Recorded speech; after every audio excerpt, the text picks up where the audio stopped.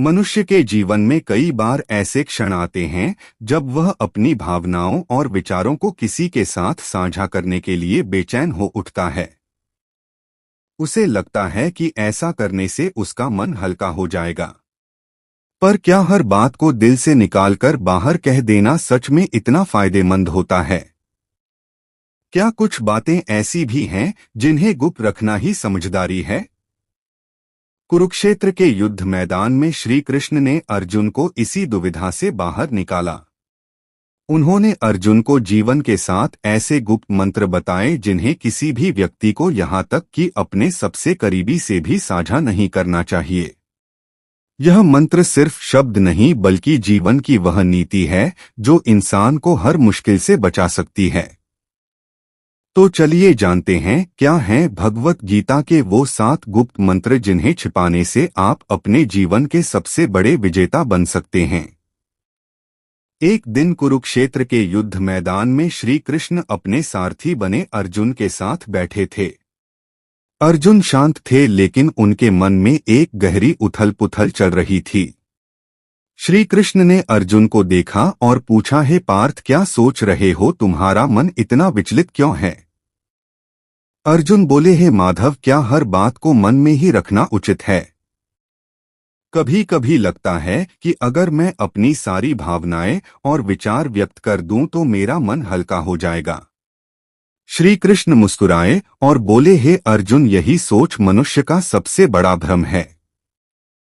यह संसार उन लोगों को सबसे ज्यादा कष्ट देता है जो हृदय से सरल और वाणी से लापरवाह होते हैं, जो हर बात, हर भावना, हर योजना और हर दुख को बिना सोचे समझे दूसरों को बता देते हैं।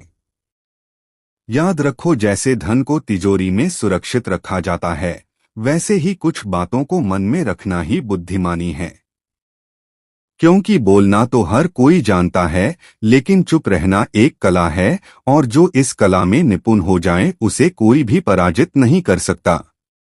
श्री कृष्ण ने गहरी सांस लेते हुए कहा, हे अर्जुन, आज मैं तुम्हें भगवत गीता के उन 7 गुप्त मंत्रों के बारे में बताऊंगा जिन्हें तुम्हें अपने सबसे प्रिय व्यक्ति से भी नहीं बताना चाहिए, क्योंकि अगर यह बातें बाहर आ गई तो लोग तुम्हें तुम्हारे ही शब्दों से कमजोर कर देंगे।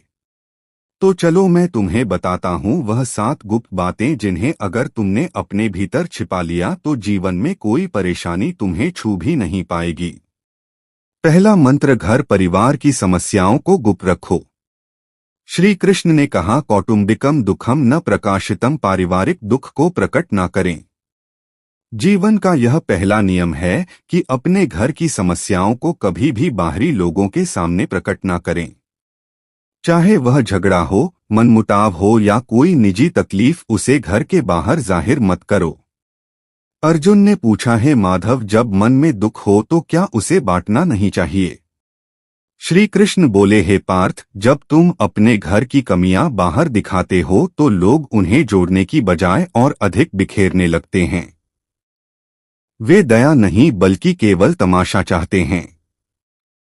एक बार की बात है, एक गांव में 2 भाई थे। उनके बीच अक्सर झगड़े होते थे। एक दिन बड़े भाई ने पंचायत में छोटे भाई की बुराई कर दी। इसका परिणाम यह हुआ कि पूरे परिवार की प्रतिष्ठा गिर गई और लोग उनसे दूरी बनाने लगे। घर की बात बाहर निकलते ही रिश्तों की मर्यादा नष्ट हो जाती है और लोग तुम्हारे दुख को तुम्हारे ही विरुद्ध एक हथियार बना लेते हैं। उन्होंने आगे कहा, हे अर्जुन, घर का झगड़ा यदि बाहर चला जाए तो वह घर की नींव को हिला देता है।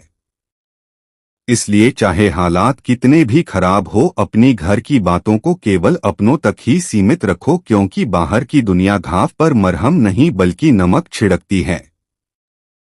दूसरा मंत्र, अपनी कमाई और धन को गुप्त रखो। श्री कृष्ण ने कहा, आत्मनो धनम न प्रकाशितम, अपने धन को प्रकट ना करें।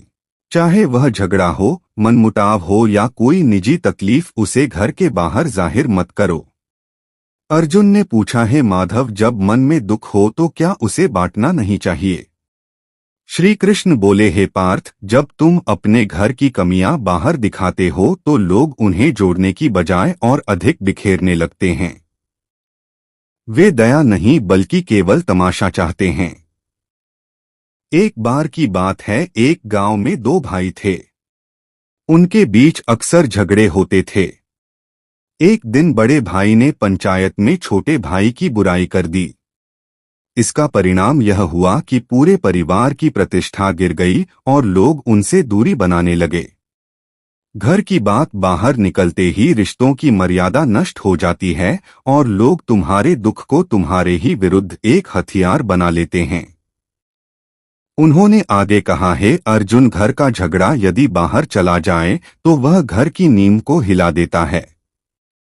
इसलिए चाहे हालात कितने भी खराब हो, अपनी घर की बातों को केवल अपनों तक ही सीमित रखो, क्योंकि बाहर की दुनिया घाव पर मरहम नहीं बल्कि नमक छिड़कती है। दूसरा मंत्र, अपनी कमाई और धन को गुप्त रखो। श्री कृष्ण ने कहा, आत्मनो धनम न प्रकाशितम, अपने धन को प्रकट ना करें।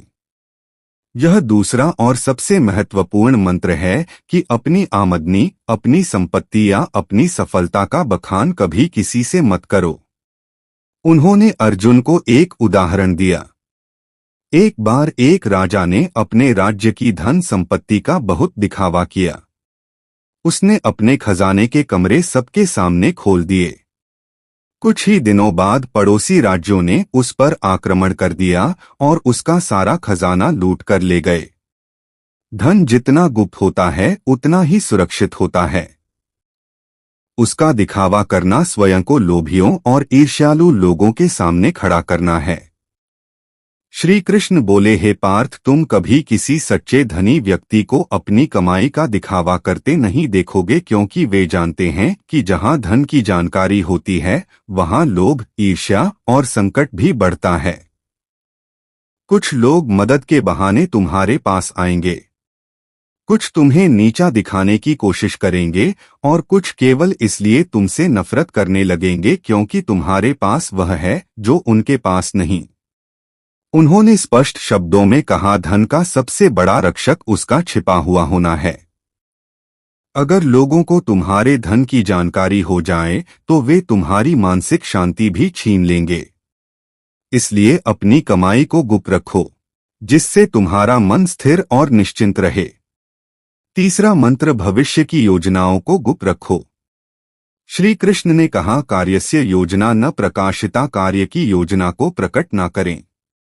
हे अर्जुन, जब तक कोई योजना पूरी ना हो जाए उसे अपने मन के भीतर ही रखो। जो लोग अपने हर कदम की घोषणा पहले ही कर देते हैं वे अक्सर अपनी मंजिल तक पहुंचने से पहले ही भटक जाते हैं। उन्होंने एक व्यापारी का उदाहरण दिया। एक व्यापारी ने मसालों की एक बड़ी दुकान खोलने की योजना बनाई। उसने यह बात अपने सभी रिश्तेदारों और दोस्तों को बता दी। अगले ही हफ्ते एक चतुर व्यक्ति ने उसकी बात सुनकर उसी जगह पर एक और दुकान खोल दी और बाजार पर कब्जा कर लिया। जब व्यापारी आया तब तक बहुत देर हो चुकी थी। हर विचार एक बीज की तरह होता है।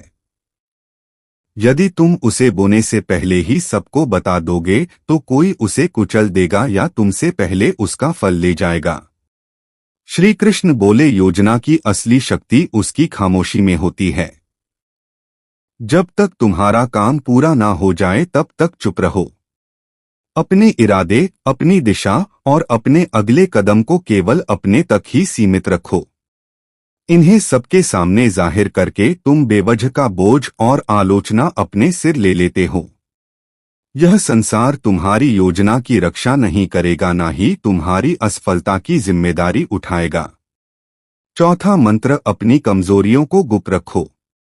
श्री कृष्ण ने कहा, आत्मनो दुर्बलता न प्रकाशिता, अपनी कमजोरी को प्रकट ना करें। हे पार्थ, जिस दिन तुमने अपनी कमजोरी किसी और को बताई उसी दिन तुमने अपनी हार की पहली सीढ़ी चढ़ ली। अर्जुन ने पूछा, है केशव, क्या हम अपने प्रियजनों के सामने भी अपनी पीड़ा या कमजोरी नहीं बता सकते? श्री कृष्ण मुस्कुराए और बोले, प्रियजन अक्सर तब तक तुम्हारे साथ होते हैं जब तक तुम्हारी शक्ति उन्हें लाभ देती है।